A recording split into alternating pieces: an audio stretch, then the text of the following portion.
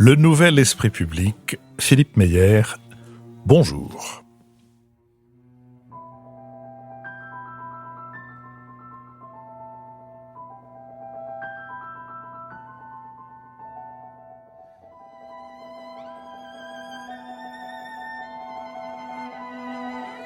Bonjour, merci de nous avoir rejoints pour cette nouvelle émission, pour ce nouveau podcast. Je voudrais vous donner d'abord quelques nouvelles de notre entreprise. Vous savez que le site www.lenouvelespritpublic-sans-séparation.fr permet désormais de souscrire un abonnement dont le montant est prélevé chaque mois via le site Stripe, tout en donnant les indications nécessaires à nous adresser des dons. Ces abonnements ont déjà commencé à rentrer en nombre. Tous les tarifs existent depuis 5 € mensuels jusqu'à davantage, comme vous pourrez le voir en vous rendant sur ce site. Et ces souscriptions sont évidemment le moyen le plus sûr de nous soutenir, et c'est un moyen qui est à la portée de toutes les bourses. Tout est indiqué sur le site. N'hésitez pas à en faire tourner le lien. Sur le site, vous trouvez aussi les brèves de nos invités, leurs références et le texte des synthèses par lesquelles j'introduis nos sujets. Je vous rappelle aussi que depuis dimanche dernier, l'émission est mise en ligne à 1h de l'après-midi, à 13h et non plus à 17h, et que vous pourrez très bientôt, vous pouvez déjà d'ailleurs, entendre la séquence supplémentaire qui suit les enregistrements en public et la séquence des échanges avec la salle. Nous sommes partenaires de l'hebdomadaire Le 1, qui publie cette semaine un dossier intitulé « Est-il urgent de ralentir ?» et dont je voudrais vous lire une partie de l'exergue. En raccourcissant les distances, les nouvelles technologies semblent avoir fait de chaque tâche ou presque une urgence. Peut-on encore se déprendre de cette sensation d'un monde en perpétuelle accélération et retrouver un temps à soi ? C'est la grâce que je vous souhaite, et c'est sans doute en lisant ce numéro du 1 que vous en trouverez les moyens. Nous allons maintenant nous efforcer d'éclairer certains aspects de l'actualité. Nous le ferons avec François Bujon de l'Étang, ambassadeur de France, avec Nicole Niesotto, titulaire de la chaire Union européenne au CNAM, avec Marc-Olivier Padis, le directeur des études de Terra Nova, et avec François Sureau, avocat et écrivain. Nous commencerons par nous intéresser à un sujet qu'on pourrait, en reprenant le titre d'un poème de Prévert, appeler « Étranges étrangers ». Jeudi, le 11 janvier, le Premier ministre Édouard Philippe a présenté aux associations engagées dans l'accueil des migrants et réfugiés le projet de loi sur l'asile et l'immigration. Ce texte devrait être présenté en Conseil des ministres à la fin du mois prochain et à l'Assemblée nationale au printemps. Selon les statistiques rendues publiques le 16 janvier par le ministère de l'Intérieur, la France a accueilli l'an passé 262 000 étrangers. Ce total recoupe cependant des catégories bien distinctes, immigration professionnelle, familiale, étudiante ou encore protection au titre de l'asile. L'Office français pour la protection des réfugiés et apatrides, l'OFPRA, a indiqué avoir reçu en 2017 plus de 100 000 demandes d'asile, en hausse de 17% par rapport à l'an dernier. Les 3 principaux pays d'origine des demandeurs d'asile sont l'Albanie, l'Afghanistan et Haïti. Sur ces 100 000 demandeurs, 43 000 personnes ont obtenu le statut de réfugié ou une protection subsidiaire au titre de l'asile, plus 21%. Ce chiffre recoupe des taux d'acceptation variables selon les pays d'origine. Il est de 95% pour les ressortissants syriens et de 2,8% pour les personnes originaires d'Haïti.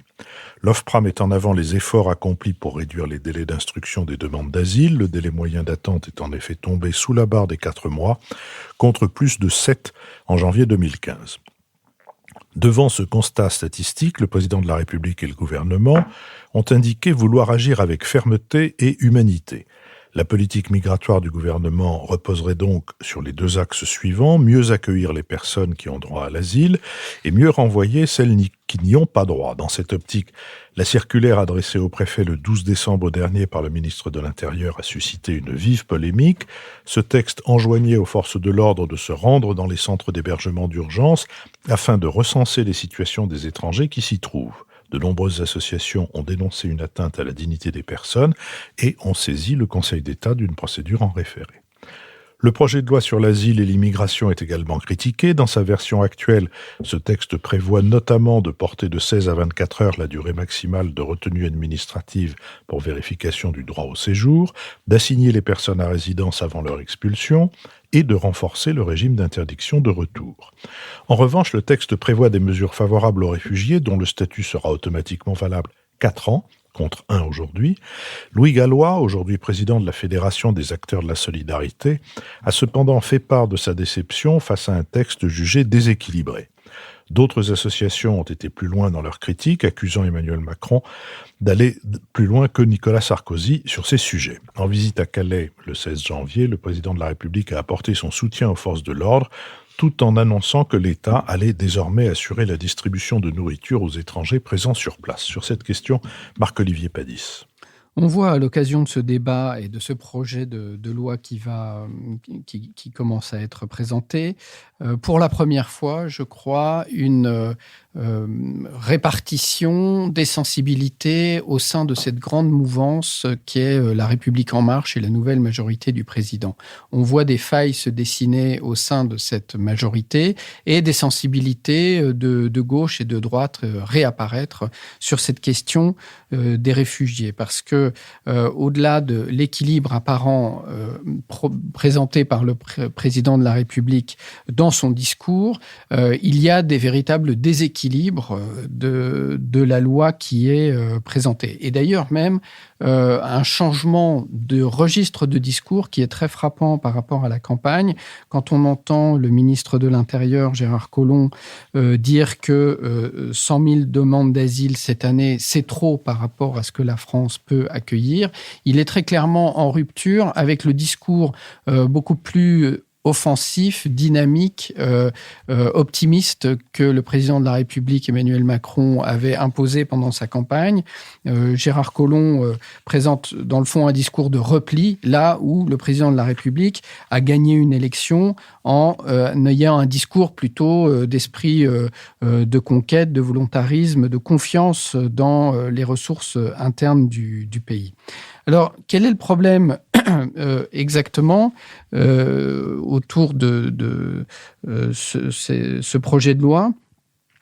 Il a été souligné par le monde des associations, mais aussi par une tribune qui a été publiée dans Le Monde cette semaine, que vous me permettrez de citer, qui a été signée par Lionel Zinzou, notamment Thierry Pech de Terra Nova, et puis aussi Jean Pisani-Ferry, qui était quand même responsable du programme d'Emmanuel Macron, et qui expliquait que l'équilibre qui était celui de la campagne, il ne le retrouve pas dans les projets de loi actuels. Pourquoi ? Parce que Emmanuel Macron s'est dit on s'engage sur l'asile, bien sûr, et puis le reste de la politique doit être très ferme. Mais ce qui se passe en réalité sur le terrain, et ce qu'expliquent les associations, c'est qu'on essaye de décourager des réfugiés qui pourraient poser une demande d'asile et qu'on pourchasse, dont on complique les conditions de vie en leur retirant des couvertures, en éteignant les feux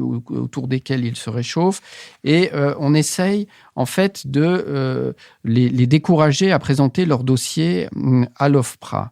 D'ailleurs, ça se voit très bien dans le texte qui a été présenté, puisqu'il est question de ralentir le temps de la procédure. En réalité, comme vous l'avez rappelé dans votre introduction, les temps de jugement de l'OFPRA sont relativement courts. 4 mois, c'est tout à fait performant. Et d'ailleurs, c'est dû au fait que la majorité précédente avait donné plus de moyens à l'OFPRA, qui avait pu recruter des personnels pour examiner ces dossiers. Donc l'OFPRA fait bien son travail. Ce qui est long, c'est l'ensemble de la procédure, c'est-à-dire le fait de déposer son dossier, d'être examiné, éventuellement il y a un recours.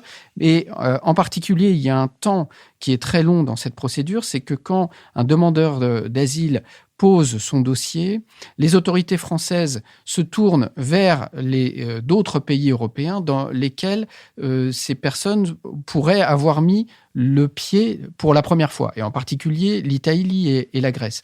Et l'Italie et la Grèce ont, si je ne me trompe pas, 2 mois pour répondre. Et comme en fait elles ne répondent pas, au bout de ces 2 mois, on considère qu'elles ne réclament pas en fait l'examen du dossier, puisque la règle de Dublin 2, c'est le fait que c'est le pays dans lequel les demandeurs d'asile ont mis le pied pour la première fois, qui doivent instruire leur demande de refuge. Or, les réfugiés n'arrivent pas en France directement, évidemment, ils arrivent, en fait, la plupart du temps par la Grèce et par l'Italie. Bref, on essaye de décourager. Alors, le président de la République a beau dire « nous serons impeccables sur le traitement des dossiers », le problème est en amont et autour. Parce que sur le traitement des dossiers, de toute façon, il n'y a pas grand-chose à dire. L'OFPRA est indépendante, et d'ailleurs ça, il faut le signaler, c'est Manuel Valls, quand il était Premier ministre, a donné ce statut d'indépendance au directeur de l'OFPRA, et l'OFPRA juge en fonction de la Convention de Genève.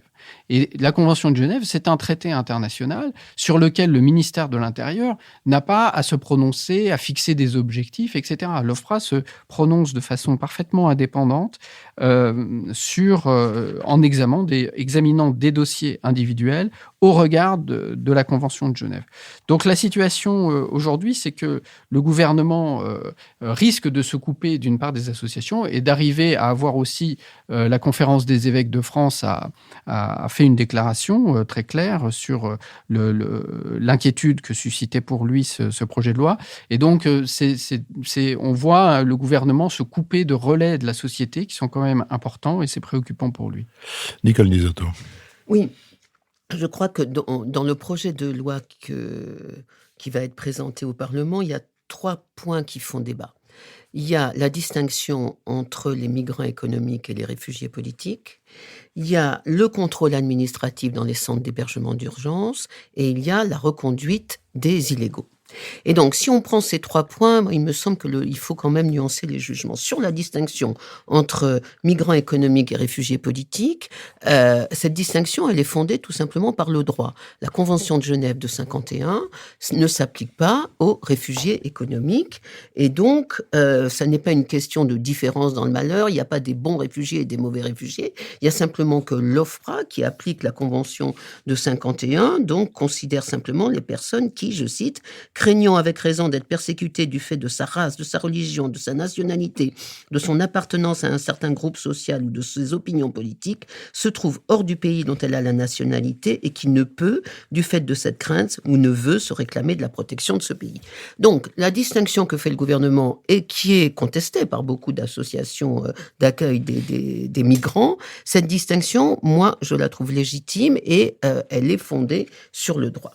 Deuxièmement, le contrôle administratif des réfugiés, c'est-à-dire l'idée qu'on peut envoyer non pas des fonctionnaires de police, mais des fonctionnaires préfectoraux ou des membres de l'office de l'immigration, entre guillemets, trier les réfugiés politiques qui relèveraient du droit d'asile et les économiques qui n'en relèveraient pas, ça, je trouve que c'est incompréhensible. C'est, je pense, de la part du gouvernement, une erreur, voire une faute politique. Je crois qu'il y a dans ces centres d'hébergement d'urgence, un peu comme il y avait autrefois dans les cathédrales, une espèce de sanctuarisation du réfugié et je comprends que les associations n'aient aucunement envie d'être le prête-nom d'une politique de sélection de la part des autorités administratives. Donc je crois que sur ce point, le gouvernement reverra sa copie. En revanche, sur le 3e point, sur les reconduites des illégaux, là aussi c'est une question de droit. Il y a 3 formes, il y a 3 catégories de reconduits. Il y a les dublinés, les gens qui doivent être reconduits dans le pays où ils sont arrivés la première fois parce que le règlement de Dublin, qui est un règlement européen, dit que la protection ne peut être donnée que dans le premier pays d'accueil. Il y a les départs volontaires, c'est-à-dire on incite les gens avec un petit pécule à rentrer chez eux parce qu'on considère qu'ils ne sont pas menacés chez eux. Et puis il y a les vrais déboutés du droit d'asile, ceux qu'on considère qu'ils ne méritent pas la protection et qu'on doit raccompagner à la frontière. Alors, sur les dublinés, là, je crois que la France aurait intérêt à soutenir les gens qui demandent la révision de l'accord de Dublin, parce que ça veut dire que sinon tout le fardeau porte sur l'Italie et la Grèce.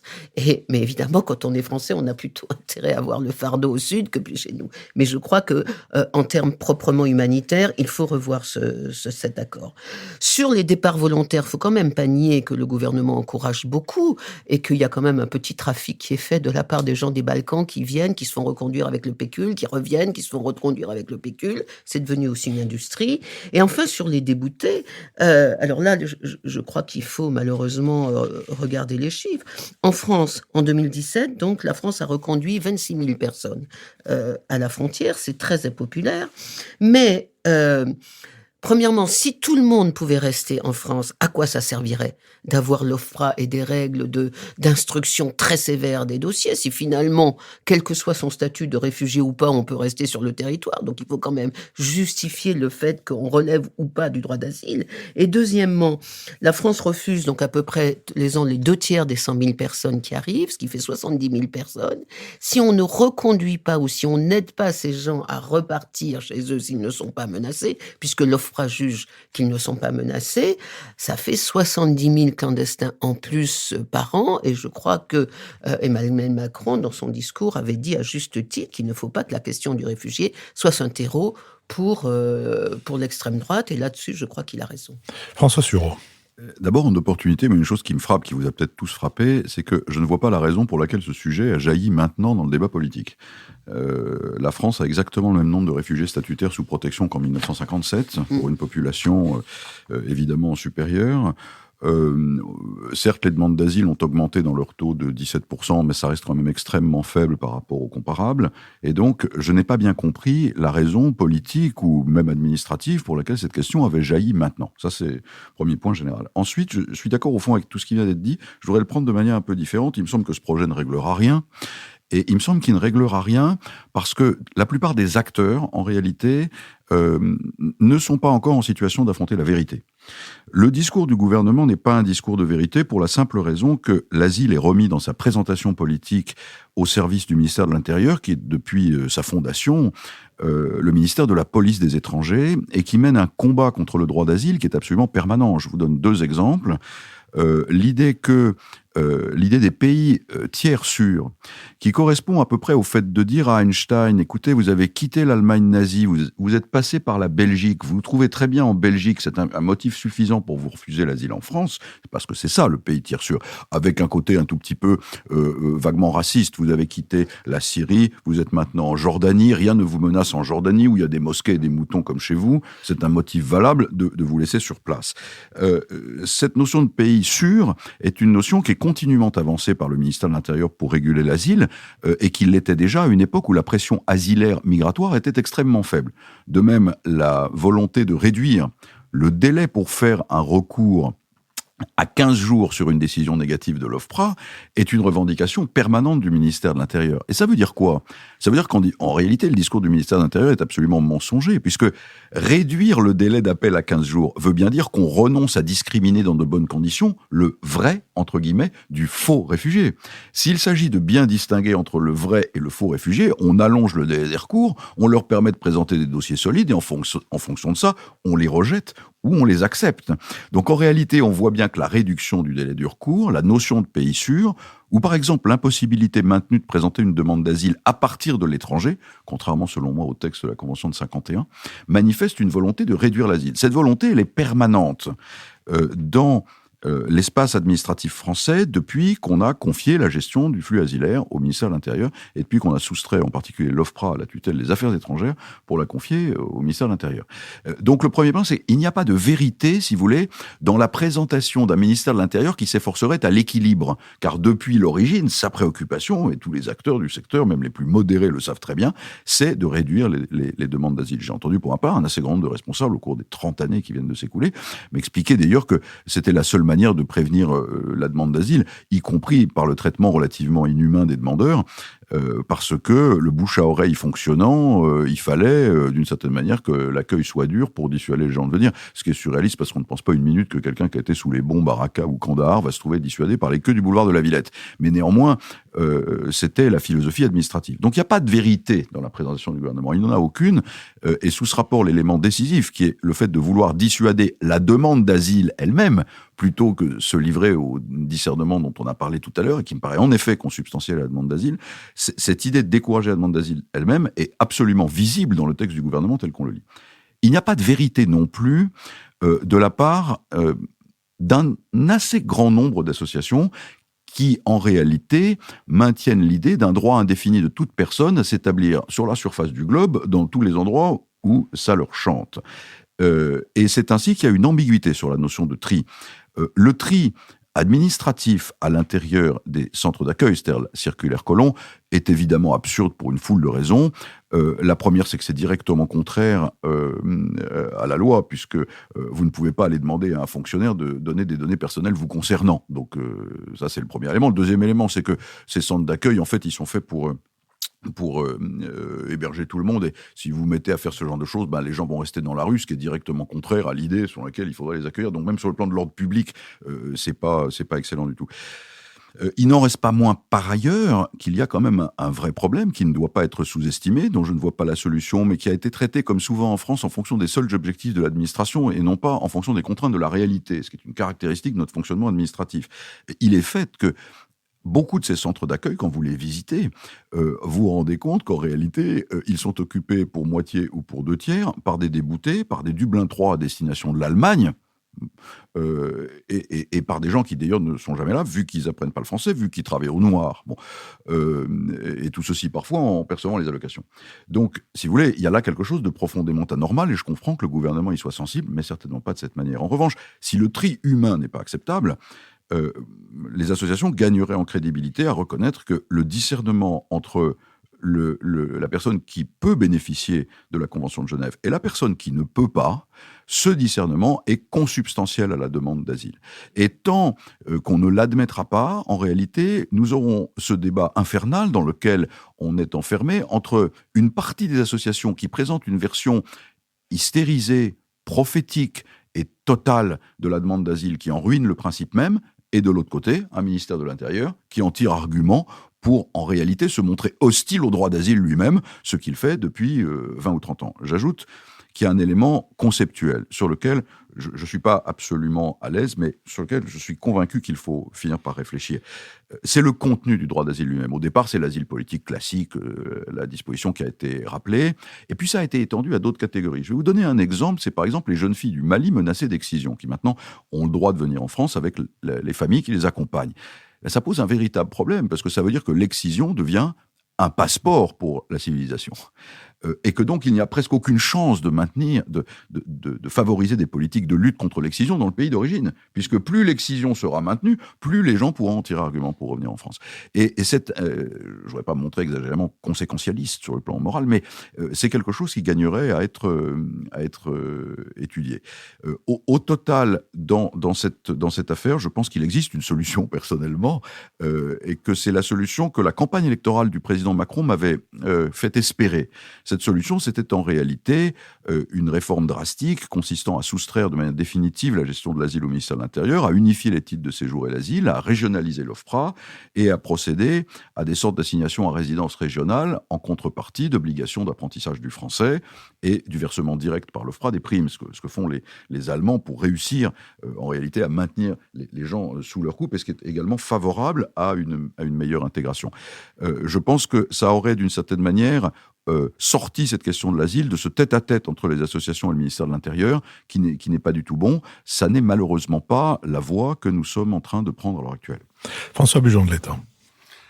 Oui, tout ce qui vient d'être dit illustre bien l'extrême difficulté de ce sujet. C'est un sujet très difficile parce que, d'abord, il l'est objectivement, mais en outre parce que on a tendance toujours à tout mélanger, c'est-à-dire la morale, la politique, le droit, l'aspect juridique qui est quand même très très important dans tout cela. Et qu'il est très rare que quelqu'un l'aborde sans a priori, ou sans parti pris idéologique, ou sans positionnement politique. Je crois que c'est la première grande difficulté de ce sujet. Tous les gouvernements ont eu à en traiter, et ce qui me frappe finalement, par-delà la différence de style ou la différence de rhétorique utilisée par M. Sarkozy, M. Hollande, M. Macron, il y a une espèce de continuité dans l'hésitation du pouvoir sur la façon de traiter ce sujet. C'est extrêmement frappant. Et ça ne nous est pas propre d'ailleurs, parce que si on regarde les pays étrangers, j'y reviendrai dans un instant, l'image n'est pas beaucoup plus ferme, si vous voulez. Mais au fond, le problème est simple. On voit bien monter, là je reprendrai un peu ce qu'a dit François Sureau, on voit quand même monter le flux, si vous voulez, au fil des années. Vous le relativisez par rapport à la population totale, effectivement, c'est une façon de le voir, mais quand l'OFPRA vous dit il y a 17% de demandeurs d'asile de plus que l'année dernière, on voit bien que c'est une courbe qui est appelée à continuer pour une raison simple, c'est que les causes de l'émigration et des demandes d'asile subsistent, elles ne vont pas disparaître. Je veux dire, la guerre en Afghanistan ne va pas disparaître du jour au lendemain. L'anarchie au Soudan ou en Libye ne vont pas disparaître du jour au lendemain. La guerre civile syrienne n'a pas de solution en vue pour l'instant. Donc, on va continuer de voir ces mêmes flots de demandeurs d'asile. Et je ne parle pas, bien entendu, des migrants économiques. Mais quand on parle des migrants économiques, on ne peut pas détacher le sujet de celui de la démographie en Afrique et du réservoir qui se crée en Afrique. On le voit bien dans les pays qui, finalement, réussissent le mieux, si j'ose dire, et qui forment le mieux un certain nombre de demandeurs d'asile potentiels parce que ils sont formés dans les universités, ils n'ont pas de débouchés et dès lors, ils cherchent à émigrer et à aller ailleurs. Je lisais, je ne sais plus quel texte récemment, qui s'efforçait d'évaluer le potentiel des migrants d'Afrique vers l'Europe jusqu'à la fin du siècle et qui le situait à 75 millions, par exemple. Donc, je veux dire, dans l'inquiétude de l'opinion publique sur le sujet, dans l'inquiétude des politiques sur ce sujet, il y a cette vision prospective qui les amène à penser que le flot ne va cesser de grandir au fil des années et que, par conséquent, il faut faire quelque chose. Alors, là-dessus, on retombe sur la grande division, vous en avez parlé l'un et l'autre, Nicole et François Sureau, entre les gens qui se réclament de la Convention de Genève et qui demandent le droit d'asile et les migrants économiques. Ça, c'est la distinction de base et vous avez tout à fait raison, Nicole, de dire que ce sont deux sujets qui ont une base objective différente puisque c'est un statut juridique différent. Le gouvernement s'efforce d'y mettre bon ordre. Je trouve que sur le plan des demandeurs d'asile, nous avons fait des progrès en France, me semble-t-il. Je ne suis pas un spécialiste de ce sujet, mais je regarde la façon dont l'OFPRA travaille, je regarde le temps de latence, par exemple, des dossiers, les délais d'attente avant qu'ils soient traités, la façon dont les sujets montent à la cour d'appel, enfin, je ne sais plus comment elle s'appelle, la cour du droit d'asile, c'est ça, la Cour nationale du droit d'asile. Il me semble que la performance n'est pas mauvaise finalement et que on voit une certaine amélioration à l'usage de la rapidité et de la méticulosité avec laquelle les choses sont traitées. Mais ensuite, le gouvernement hésite toujours sur la façon d'appliquer les autres mesures qui sont nécessaires. Le problème des reconduites à la frontière, bien entendu, qui est extrêmement difficile, et le problème du tri à faire, parce que ce mot est vilain, bien entendu. Il n'est pas très agréable, mais il s'agit bien de faire un tri entre les gens qui peuvent demander le droit d'asile et ceux qui n'y ont pas droit et auxquels il faut appliquer, bien entendu, un traitement différent. Là-dessus, tous les gouvernements ont hésité les uns après les autres. Et ils ont finalement tous, je veux dire, les trois administrations, Sarkozy, Hollande, Macron, choisi une espèce de ligne de crête en trébuchant tantôt d'un côté, tantôt de l'autre, mais il y a plus de continuité, je pense, que de heurts et que de ruptures.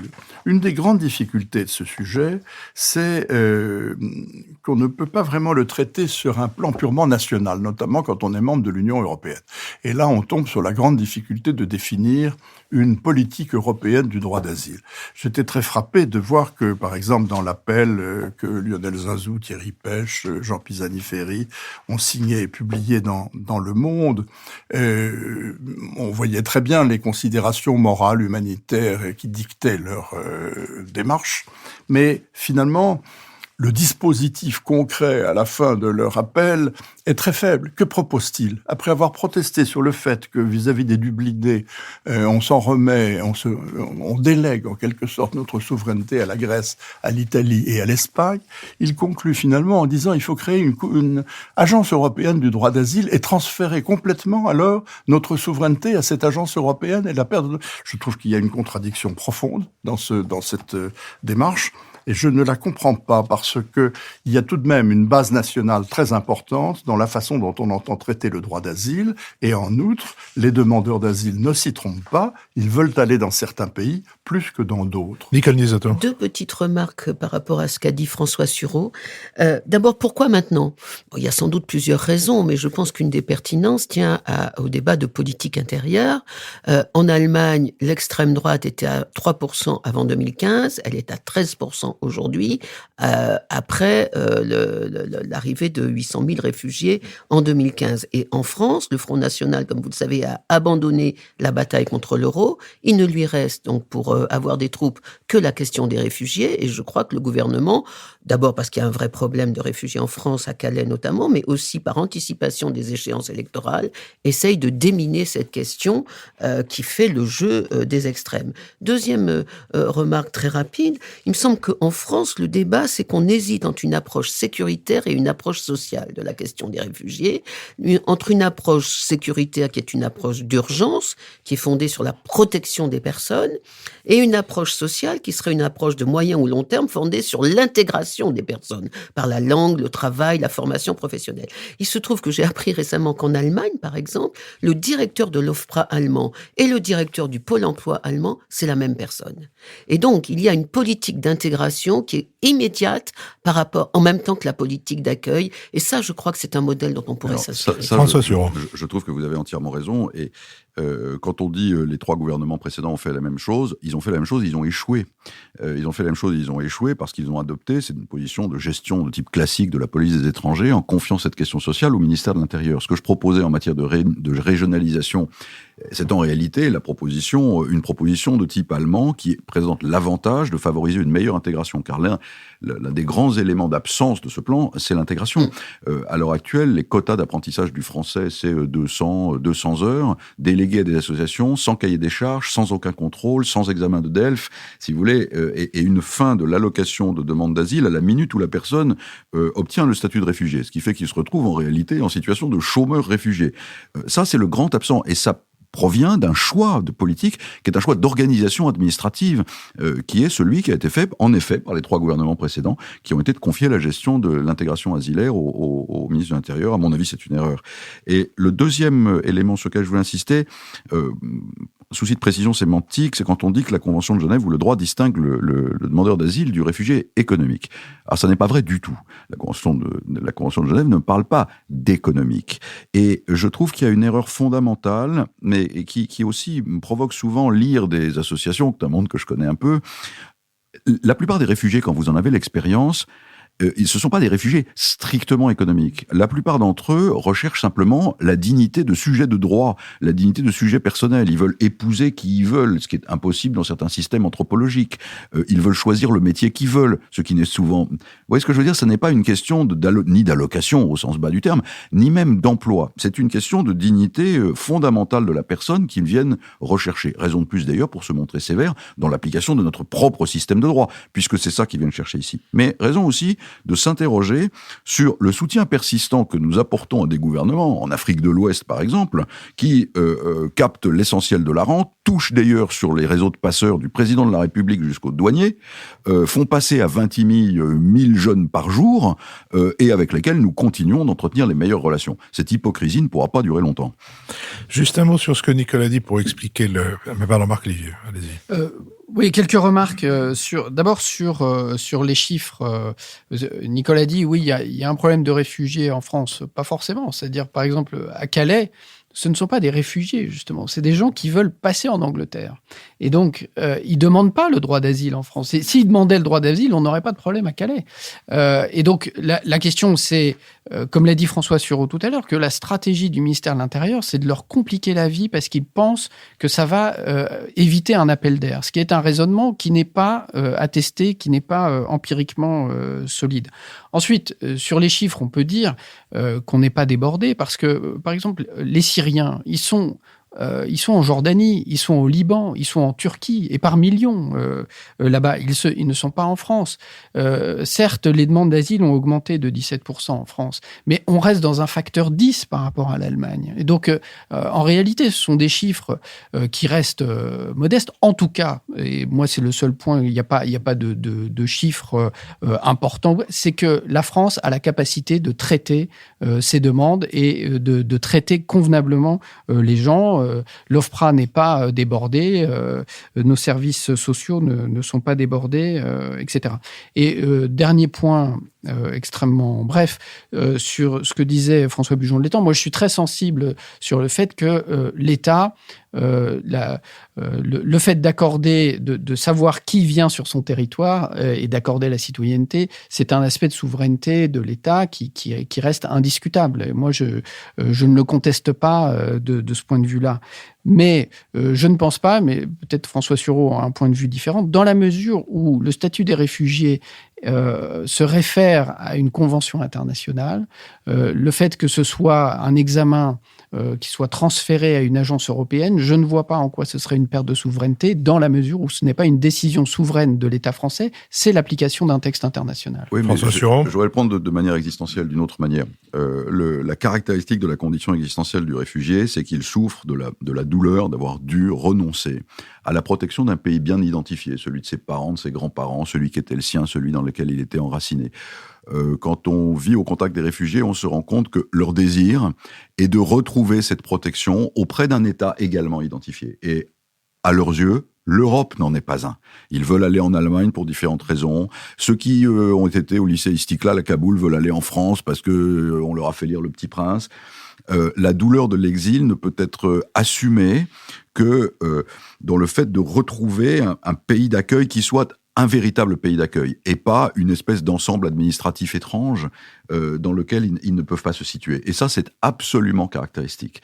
Et c'est la raison pour laquelle je pense que, d'ailleurs, c'est l'une des raisons qui font que le règlement Dublin II est absolument inique. Moi, il m'est arrivé de plaider, par exemple, pour une Iranienne qui avait été emprisonnée en raison de son combat à la fois anti-religieux et féministe, francophone, francophile, qui voulait demander l'asile en France, qu'on a renvoyé en Grèce au titre du règlement Dublin II, et qui disait, écoutez, j'ai rien contre l'Europe de manière générale, mais je ne veux pas aller dans un pays où il existe une religion d'État.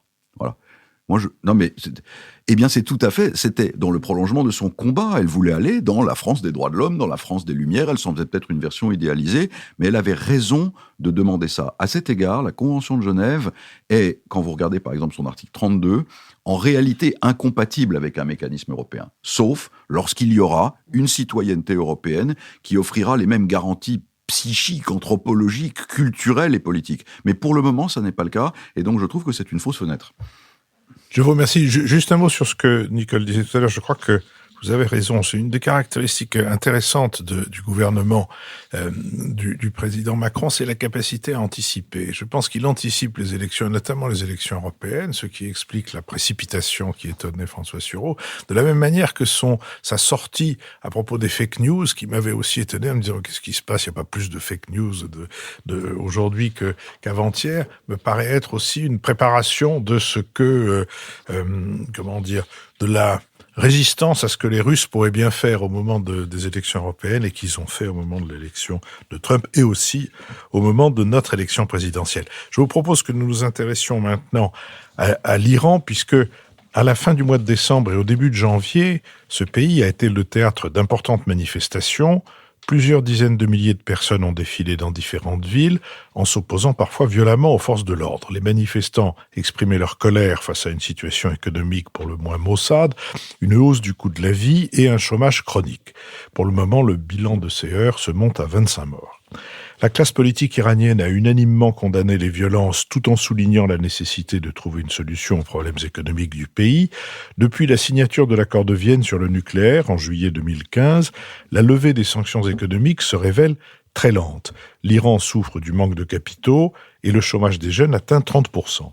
Le 12 janvier dernier, après plusieurs semaines d'incertitude, le président des États-Unis, Donald Trump, a confirmé la levée de certaines sanctions américaines contre l'Iran. Le locataire de la Maison-Blanche a cependant prévenu qu'il s'agit de la dernière suspension qu'il entend signer. M. Trump a par ailleurs exhorté les Européens à revenir sur les termes de l'accord de Vienne, qu'il ne cesse de dénoncer. Il a fait savoir que s'il ne parvenait pas à obtenir un renforcement des sanctions dans un délai de 120 jours, les États-Unis se retireraient de l'accord de Vienne, ce qui entraînerait le plein rétablissement des sanctions économiques de ce pays. Face à cette menace, le ministre iranien des Affaires étrangères, Mohammad Javad Zarif, a dénoncé, je cite, des tentatives désespérées de saboter un accord multilatéral solide. La population exprime donc sa lassitude face à une situation économique qui peine à s'améliorer malgré les réformes entreprises par le président Hassan Rouhani. Son élection en 2013 et sa réélection en mai dernier avaient suscité beaucoup d'espoir qui menacent aujourd'hui d'être déçus. Une partie importante de la population exprime en outre son rejet de la corruption, de la censure et du conservatisme du régime des Mollahs. Le guide suprême du régime, Ali Khamenei, a notamment été la cible de nombreuses critiques. Depuis l'essoufflement des manifestations, une importante lutte s'est engagée entre les différents acteurs politiques qui tentent tous de sortir renforcés de cette crise. Le président Rouhani, notamment, tout en se montrant ferme à l'égard des manifestants, a paru accueillir avec bienveillance leur soif de liberté politique. Il pourrait tenter d'en tirer profit pour lancer une réforme de l'État et renforcer les prérogatives du président face au pouvoir religieux. Sur cette question, François Bujon de l'Étang. Philippe, vous avez bien résumé la situation. Je crois qu'il faut partir de la situation intérieure en Iran aujourd'hui pour essayer d'analyser ensuite les prolongements internationaux. À l'intérieur, nous venons d'avoir cette flambée de manifestations, de violences, puisqu'il y a eu des morts et qu'il y a eu une répression assez forte quand même.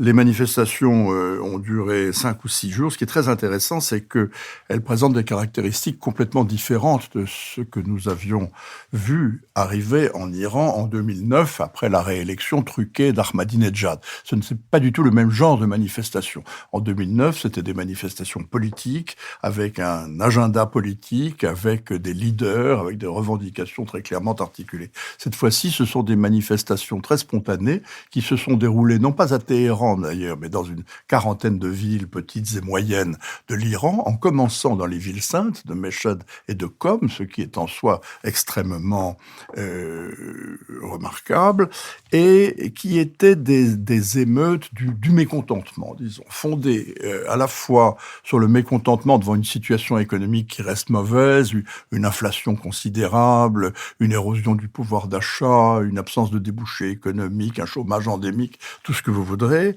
mais aussi le refus de la corruption, des privilèges d'un certain nombre de religieux qui s'abritent derrière leur propre régime. Bref, un mécontentement général qui s'apparentait davantage, finalement, à ce qu'on a appelé maladroitement les printemps arabes, il y a quelques années, qu'aux émeutes iraniennes de l'après-élection de 2009. Ce n'était pas à Téhéran, ce n'étaient pas les classes moyennes, ce n'était pas structuré, il n'y avait pas de leader, il n'y avait pas de revendications politiques. Le fond de l'histoire, c'est que les Iraniens sont mécontents de la situation et de l'espèce d'impasse dans laquelle se trouve cette théocratie qui n'arrive pas à décoller sur le plan économique, mais qu'ils avaient espéré qu'avec l'accord nucléaire de 2015 et l'élection puis la réélection des modérés sous la conduite du président Rouhani, la situation allait s'améliorer et que l'accord de 2015 entraînerait la levée des sanctions, le retour de transactions financières normales, un flux d'investissements étrangers et le retour en quelque sorte de l'Iran dans ce que j'appellerais par commodité le mainstream, le courant principal de l'économie mondiale. Or, ceci ne s'est pas produit et c'est ce qui justifie, me semble-t-il, ou ce qui explique le mécontentement qui s'exprime. Alors, ça nous ramène à l'accord de juillet 2015, l'accord nucléaire de juillet 2015. Et là, il y a un paradoxe, c'est que cet accord est parfaitement appliqué par l'Iran. Tout le monde le reconnaît, à commencer par les inspecteurs de l'Agence internationale de l'énergie atomique et par les autres signataires de l'accord, je dis les autres par rapport aux États-Unis, c'est-à-dire les Européens, les Russes et les Chinois, qui considèrent que l'accord est bien appliqué. Mais les États-Unis de M. Trump, eux, se démarquent de cette position. M. Trump avait déjà, dans sa campagne, expliqué que c'était le pire accord jamais signé par les États-Unis, que c'était un accord absolument catastrophique, qu'il allait s'en retirer et y mettre fin. Il ne l'a pas fait, mais il continue de jeter le discrédit sur cet accord. Il refuse de certifier maintenant que l'accord est bien appliqué par les Iraniens et il passe cette responsabilité au Congrès. Il poursuit ses critiques et il donne en outre un ultimatum à ses partenaires de l'accord pour améliorer celui-ci dans les 4 mois qui viennent avant la prochaine échéance de certification.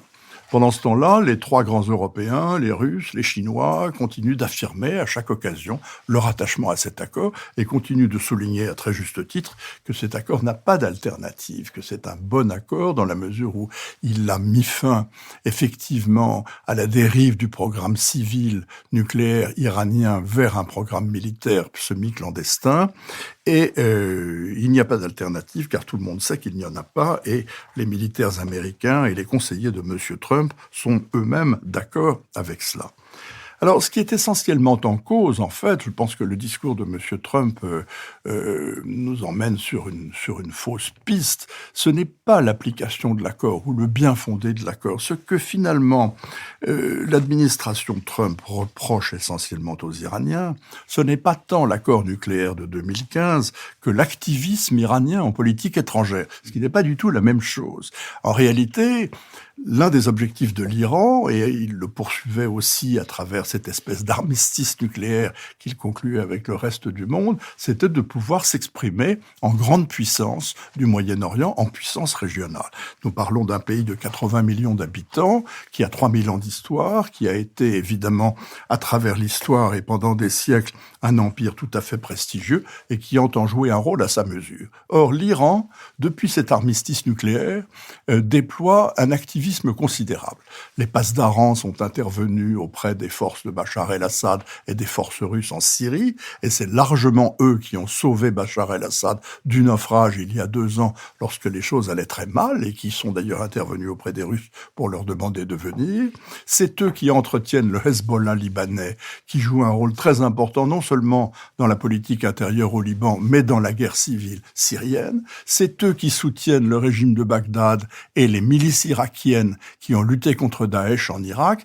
Et à travers cette présence dans l'ensemble du Moyen-Orient, les Iraniens ont réussi à établir, je sais que tout le monde n'aime pas cette expression, mais elle est quand même assez commode, cette espèce de croissant chiite qui démarre en Iran, qui traverse l'Irak, traverse la Syrie et se termine sur la Méditerranée avec le Hezbollah. C'est cela qui est en cause, c'est cela dont les Américains ne veulent plus, c'est contre cela qu'ils veulent lutter, et à travers les critiques qui portent sur l'accord de juillet 2015, c'est bien de cela qu'il s'agit. Nicole Nisotto. Oui. Un mot d'abord sur la situation de l'Iran. Je crois que l'Iran, c'est aujourd'hui le pays clé, le pays pivot pour l'évolution du Moyen-Orient. Ce ne sont plus les régimes saoudiens, c'est l'Iran. Alors, et je crois que ce pays est en double transition, une transition stratégique et une transition de politique intérieure. Sur le plan stratégique, l'enjeu pour l'Iran est de devenir une puissance régionale reconnue comme telle. Puissance régionale, elle l'est déjà par son ampleur. François Bujon-Létang l'a dit, 3000 ans d'histoire, 80 millions d'habitants, une puissance énergétique extraordinaire, 10% des réserves de pétrole du monde, 18% des réserves de gaz dans le monde, ancien allié des États-Unis dans la région, ancien pivot de la politique américaine dans la région. Donc ils sont une puissance régionale et ce qu'ils veulent, c'est être reconnus comme tels. Ils sont passés, avec l'accord de 2015, d'un statut d'État paria dans la région à un statut d'État qui pourrait se réintégrer dans la région. Et c'est cela d'ailleurs, ce passage du pays banni à un pays normalisé que les Américains refusent en accord avec la politique israélienne. Deuxième transition, la transition de politique intérieure, et c'est ce que révèlent les émeutes de décembre et de janvier. On a une société qui bouge, qui évolue et dont l'enjeu, c'est l'entrée dans la modernité économique et peut-être une petite libéralisation population dans le régime des mollahs. Je crois que François a raison, il ne s'agit pas d'un mouvement révolutionnaire, mais il y a quand même des évolutions de fond qui sont liées à, d'une part, la pauvreté d'une grande partie de la population et l'inflation qui est tout à fait importante, la déception vis-à-vis des accords de 2015. Le président Rouhani avait promis, puisque l'exportation du pétrole iranien redevenait possible, que ça amènerait de nouveau une manne économique et financière sur le pays dont profiterait la population. En fait, ça n'a pas été le cas. Ce qui en a profité, c'est l'armée, puisque ça a permis à l'Iran de financer ses interventions extérieures. Donc il y a une très grande frustration de la part des jeunes, notamment des jeunes diplômés. Et il y a aussi une espèce d'exacerbation contre la corruption du régime. Le régime, pour la première fois, a publié ses comptes publics. Et là, les gens ont découvert que les fondations religieuses comptaient pour 25% du PIB iranien, c'est-à-dire un accaparement des richesses du pays par les autorités religieuses. Donc je crois qu'il y a cette double transition stratégique et politique que l'on doit accompagner. Je crois que la responsabilité historique des Européens, c'est d'accompagner ce pays à retrouver sa place dans la région, et c'est ce que Donald Trump ne fait pas. Marc-Olivier Padis. Oui, François a rappelé l'importance de l'activisme politique iranien régional en affaires étrangères. Et ce qu'on voit à cette occasion, c'est que si l'Iran a mené une stratégie diplomatique d'une grande intelligence et d'une grande constance, en même temps, c'est un pays qui n'a pas vraiment les moyens économiques de ses ambitions. Il se retrouve maintenant avec sur les bras un pays détruit, c'est-à-dire la Syrie, dont ils sont le parrain, dont ils ont la tutelle. Ils portent à bout de bras le régime de Bachar. Ils ont sur les bras l'Irak, qui est un pays très, très difficile à gérer aujourd'hui. Et ils ont orienté les maigres ressources économiques qu'ils ont vers une action extérieure qui se fait du coup aux dépens de la population. Une population qui subit très durement les difficultés économiques. Pratiquement un jeune sur 3 ou un jeune sur 2 est au chômage, alors que le pays a beaucoup misé sur l'éducation de sa jeunesse. C'est un pays où les jeunes, y compris les filles, bien sûr, vont à l'université. Et donc, il y a un mécontentement social qui est très, très large. Et le lien avec l'accord nucléaire, c'est que, effectivement, la stratégie des modérés consistait à de réduire les tensions sur le plan international de façon à échapper aux sanctions économiques, puisque ce sont les sanctions économiques qui étouffent l'économie iranienne. Profiter ensuite de l'embellie économique qui pourrait venir de la levée des sanctions pour baisser les tensions sociales et à partir de là, consolider la tendance réformiste qui reste quand même très précaire dans le jeu institutionnel local. La difficulté, c'est que les Iraniens suivent l'accord nucléaire de près, ils s'y tiennent à la lettre, mais les contreparties ne viennent pas, c'est-à-dire le développement des échanges économiques, notamment avec les Européens. Et donc les Iraniens se tournent vers l'Europe en disant, nous maintenant, nous sommes prêts à commercer, à échanger avec vous, venez investir chez nous. Et il semble que les acteurs économiques européens, notamment les grandes entreprises, soient assez hésitantes à s'engager dans des relations économiques plus fortes avec l'Iran, notamment en raison de l'attitude américaine. Parce que même si les Américains n'ont pas une influence directe sur les entreprises européennes, la question des sanctions, on craint quand même des rétorsions que les Américains pourraient avoir. On sait qu'ils n'hésitent pas à utiliser l'arme juridique pour venir sanctionner des entreprises, notamment parce que le commerce international se fait en dollars et que les États-Unis se considèrent du coup en droit de contrôler tous les échanges qui se passent en dollars. Et donc, il y a aujourd'hui un peu un discours des Iraniens vers les Européens en disant « montrez que vous vous êtes émancipés par rapport aux États-Unis et poursuivez sur notre accord et notre stratégie de levée des sanctions et de développement de l'économie qui seule peut sauver l'Iran de la théocratie réactionnaire qui est au pouvoir. » François Sureau. Je ne voudrais pas du tout tenir dans cet auguste cénacle le rôle de l'américano-sioniste favorable à Trump, qu'il m'arrive de tenir sur Jérusalem en particulier. Je trouve en effet que la position américaine est intenable parce qu'elle jette le discrédit sur un accord international probablement bénéfique et parfaitement exécuté par l'une des parties. Néanmoins, je me distinguerais légèrement du discours tendant à dire il est après tout rien moins que normal qu'un État millénaire, bimillénaire, solide, sérieux, ancien, veuille jouer un rôle en tant que puissance régionale. Ce qui est assez paradoxal, c'est qu'en général, les vieux grands États qui jouent un rôle en tant que puissance régionale, même l'Égypte au moment de Camp David, quand ils accèdent à la scène internationale en ayant ce désir de reconnaissance légitime, le font dans les voies de la modération.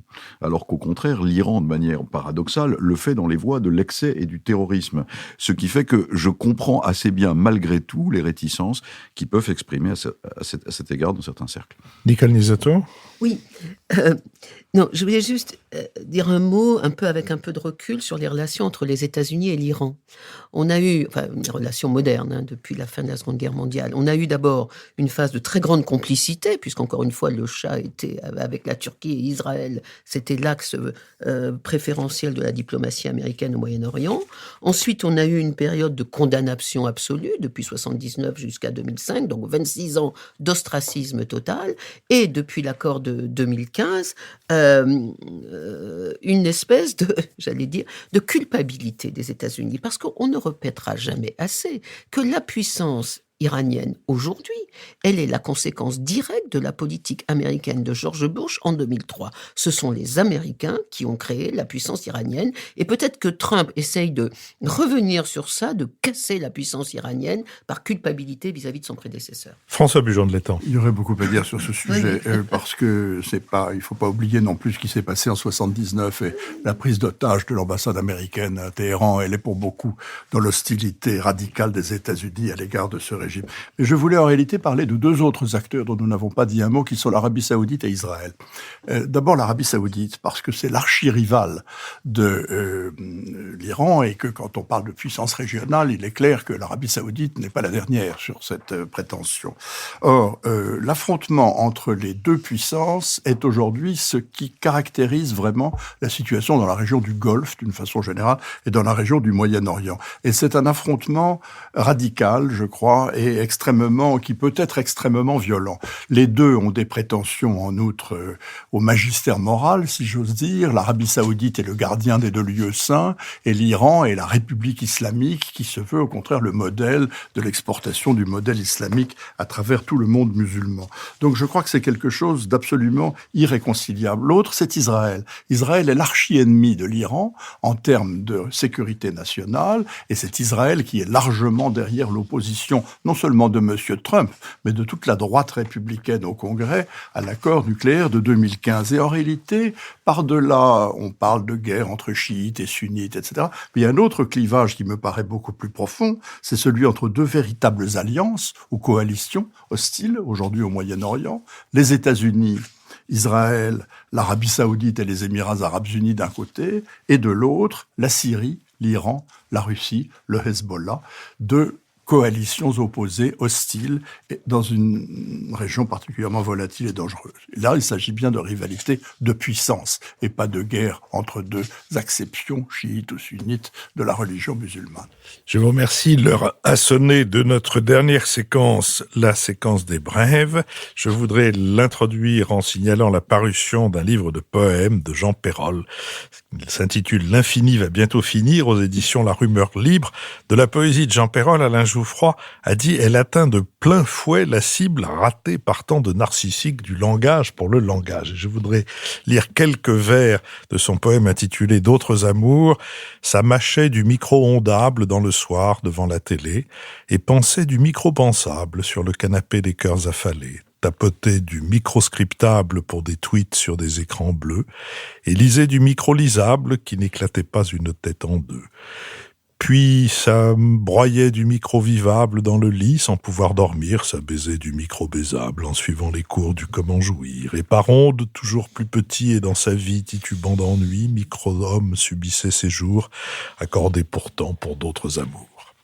François Bujon de l'Étang, pardon. Je me tournais vers l'un en parlant de l'autre. Il devrait y avoir un quota de François dans cette émission. Oui, absolument. Moi, je voulais saluer la sortie du 4e numéro en décembre de la revue America. cette singulière revue, éditée par François Busnel, qui est sous-titrée... Oui, et le 1, qui est sous-titré « L'Amérique comme vous ne l'avez jamais lu », et qui, comme vous le savez, a 4 numéros par an et se propose de paraître pendant les 4 ans de la présidence Trump, en réalité. Alors, il n'y s'agit pas particulièrement de M. Trump, et je voulais... S'il n'y a pas une prolongation de 4 ans. Ah, mais pour l'instant, ils ont annoncé qu'il sortirait pendant 4 ans. M. Trump, ça, c'est autre chose. La revue, je ne sais pas. Mais ce que je veux dire, c'est que cette revue continue d'être extrêmement intéressante et de favoriser d'ailleurs un regard qui est davantage littéraire et sociologique que proprement politique sur l'Amérique d'aujourd'hui. Le numéro 4, donc celui qui vient de sortir, est particulièrement intéressant. On y trouve une remarquable interview de Paul Auster, qui est longue et fournie et qui donne tout à fait envie, ce que je vais faire incessamment, de lire son dernier roman qui s'appelle 4-3-2-1. Mais il y a aussi un article de Stephen King sur la violence en Amérique, sur le problème des armes à feu, etc. Il y a aussi un très intéressant article et une interview de Tom Wolfe. Nous trouvons là véritablement une revue de qualité sur l'Amérique d'aujourd'hui, peut-être pas comme vous ne l'avez jamais lu, mais comme il est agréable de la lire. Nicole Niesotto.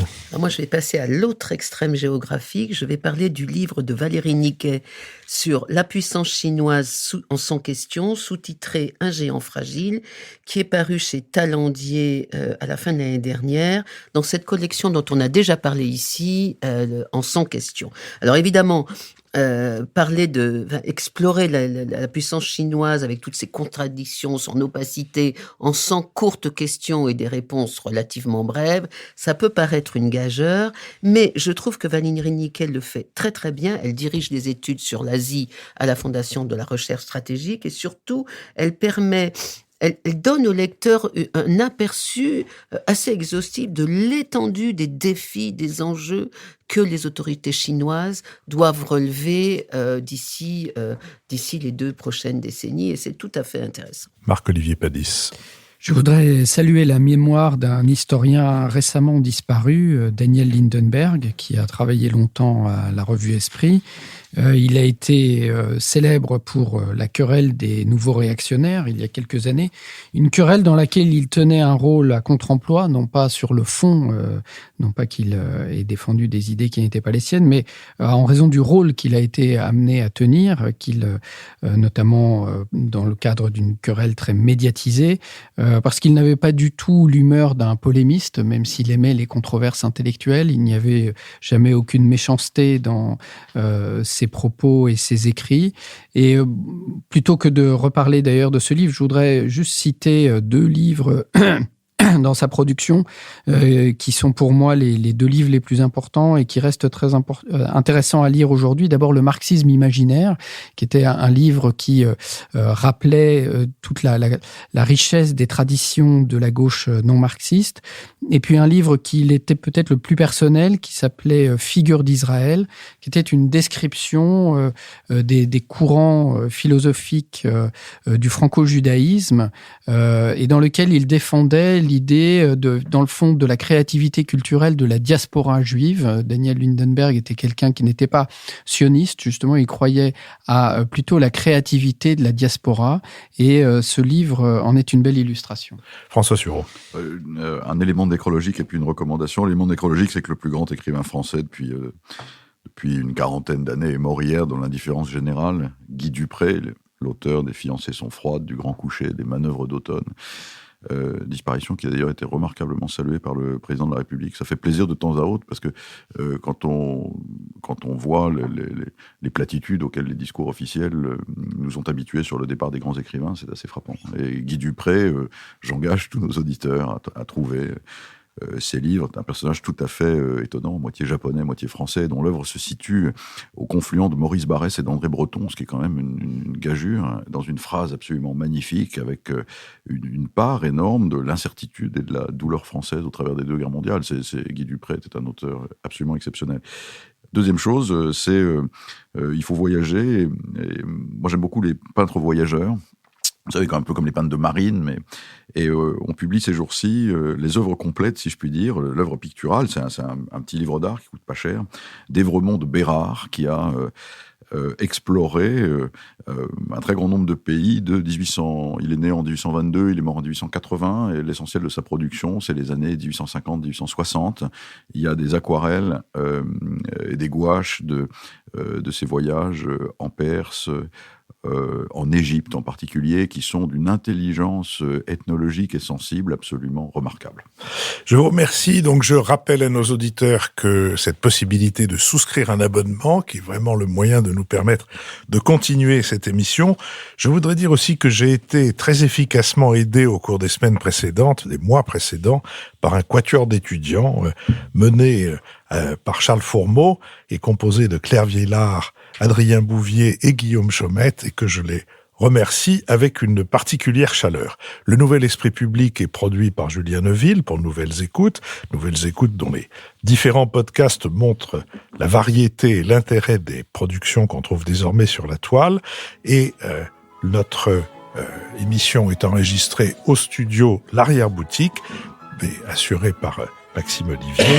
Et par ailleurs, la préparation de l'émission est elle-même assurée par les élèves de la classe préparatoire à Sciences Po de l'école alsacienne. Je vous donne rendez-vous la semaine prochaine pour une nouvelle émission du Nouvel Esprit Public.